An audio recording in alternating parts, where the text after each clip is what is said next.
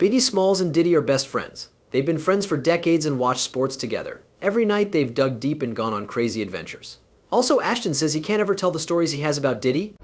Okay, I'll admit it, I have a lot to hide. I also can't tell that one. I mean, I'm kind of going through them. Our relationship was really weird for a short time, so it's not really a party story. Since Sean Diddy Combs was recently charged with major crimes, his friendship with Ashton Kutcher has been under a lot of scrutiny. But it could be someone else that we should be wary of. What does Ashton know about the Diddy incident, and does Mila Kunis have anything to do with it? Since Sean Diddy Combs was recently charged and arrested, many of the people who have been linked to the music mogul over the years are getting more attention.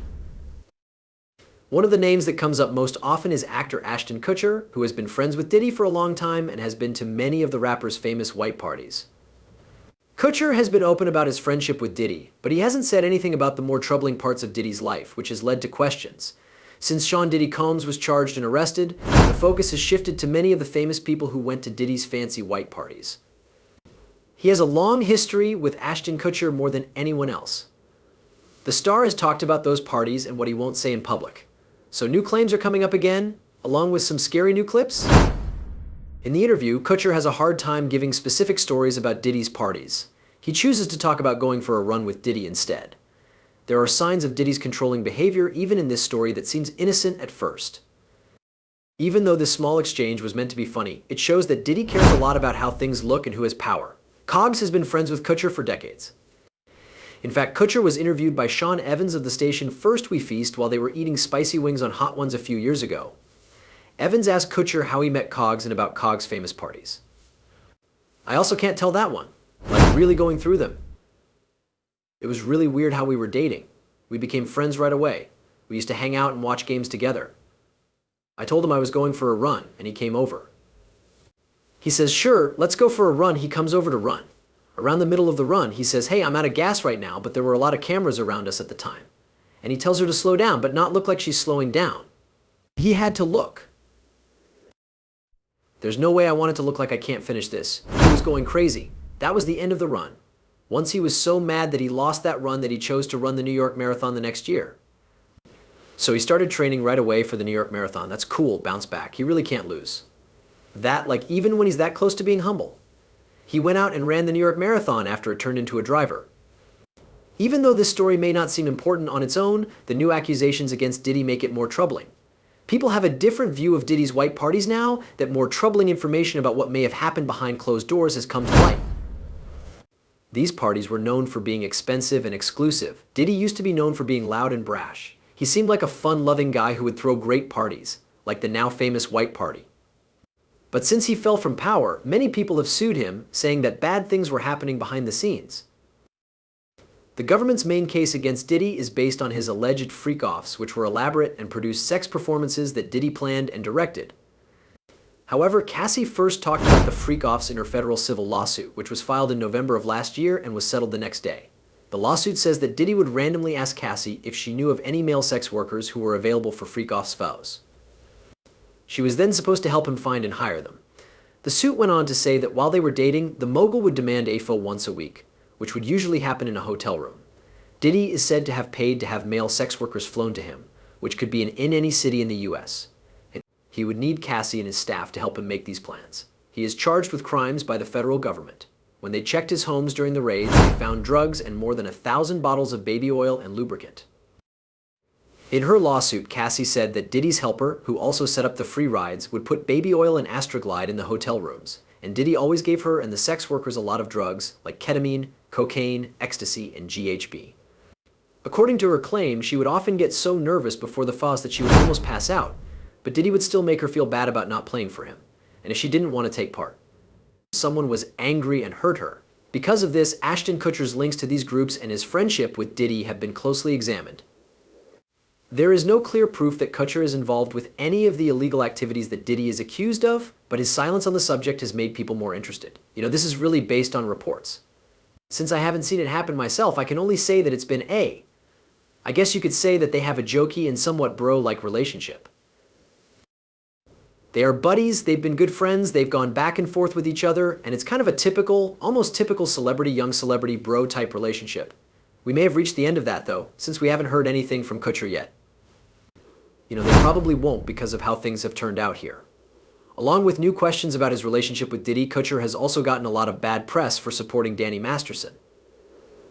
Many people were angry that Kutcher and his wife, Mila Kunis, wrote notes of support for Masterson. They thought that Kutcher and Kunis' support for Masterson was disrespectful to the victims. Today, Ashton Kutcher and Mila Kunis are getting more bad press after the video they made explaining why they wrote letters of support for Danny Masterson, who was found guilty of rape.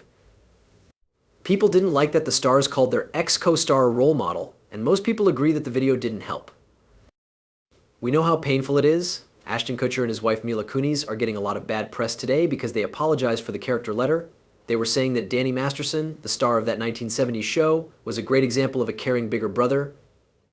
A few months ago, Danny's family got in touch with us and asked us to write character letters about the person we knew for 25 years so that the judge could fully consider that when deciding the sentence. The letters were not meant to call into question the fairness of the court system or the decision of the jury. We're sorry, but they were meant for the judge to reap. Jane Doe number 1, one of the women Masterson was found guilty of raping last week, is angry about their apology. This video was very upsetting and insulting. Chrissy Bixler, who is also accusing Masterson, slammed Kutcher. I believe you are just as sick as your boss, who is Masterson. But some people today say they should get hit. Yes, they couldn't have been denying what happened to the victim. Now, people who want to know more about Kutcher's relationship with Masterson have found embarrassing old videos of him talking about Hilary Duff, a 16-year-old actress who he acted with in the 2003 movie Cheaper by the Dozen. She's one of the girls we all can't wait to turn 18. This scandal did a lot of damage to Kutcher and Kunis' public image. As a famous person, Kutcher has long used his fame to fight for many causes, including the fight against human trafficking through his organization, Thorn. Now, he had to support a convicted sexual offender while also promoting himself as a victim rights advocate. The public has noticed the difference between these two points of view, which has only led to more rumors about what else the star might be hiding. Here is your first look at the letters that Danny Masterson's Hollywood friends sent to the judge begging for mercy. Look at who asked the judge to be kind. Keanu Reeves and Mila Kunis. The famous married couple worked with Masterson for 8 seasons on the comedy That 70s Show. It's a big day for my big guy, right? The court made Mila Kunis' letter public today. In it, she says that Masterson, a convicted rapist, has a loving personality and is a great example of a person to follow. Danny is a great friend, someone I can talk to about anything, and most of all, he's been a great bigger brother to me. Ashton Kutcher says he is polite, kind, and works hard. People have always been treated with respect, fairness, and kindness by him. The letters didn't change the judge's mind. Masterson was given the maximum sentence of 30 years to life in prison.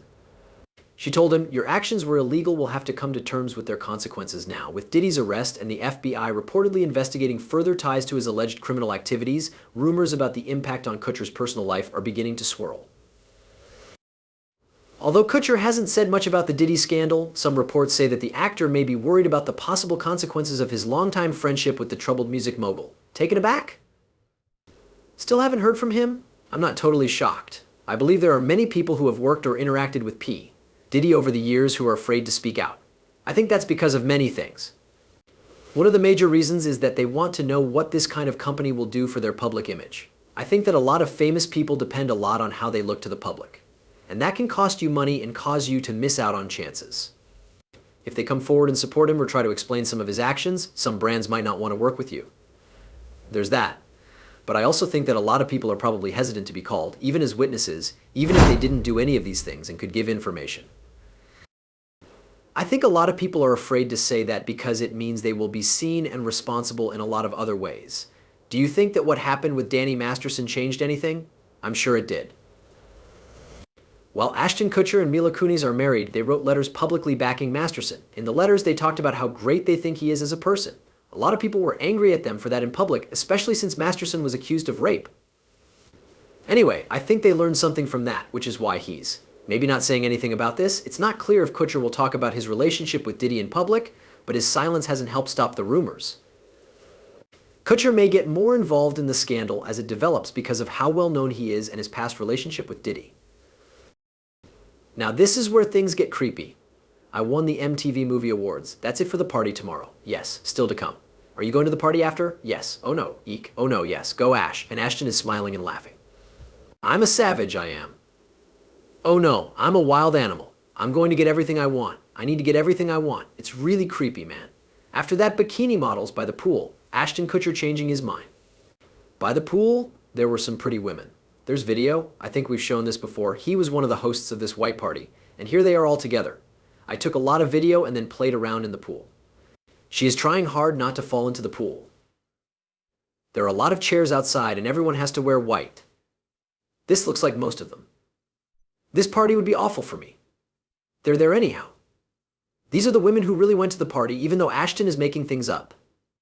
A lot of women in bikinis everywhere. There were people at that party. So this is the story from he did have girls in bikinis. They were stunning. And he always had dancers who were very attractive. When it got dark, it made people feel a little better. Some people were making out and hooking up. Selma Fonseca, an entertainment photojournalist who was at the parties on the East Coast and West Coast in 2007 and 2009, told the Post as she goes on to explain.